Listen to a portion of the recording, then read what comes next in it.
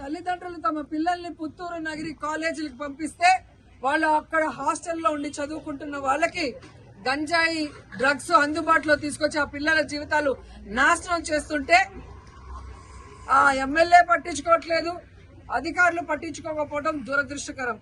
ఎందుకంటే మొన్ననే Nagari rural ఎంకొత్తూరు high స్కూల్లో పిల్లలు గంజాయి తాగి హెడ్ మాస్టర్ కాలర్ పట్టుకోవడం, ఆడపిల్లల్ని గిచ్చి ఏడిపించడం, టీచర్లని బూతులు తిట్టారని పెద్ద ధర్నా జరిగిన విషయం కూడా మీరందరూ కూడా గమనించుంటారు.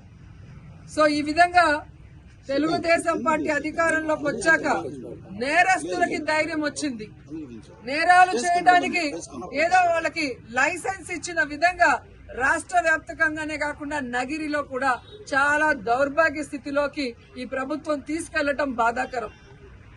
ఒక పక్క 100 రోజుల్లో గంజాయి అరికడతానని చెప్పి ముఖ్యమంత్రి గారు, హోమ్ మినిస్టర్ గారు చెప్తారు. కానీ 100 రోజులు అయిపోయింది. కుప్పంలో గంజాయి సాగు జరుగుతూ కూడా మీరు వీడియోలన్నీ చూసుంటారు.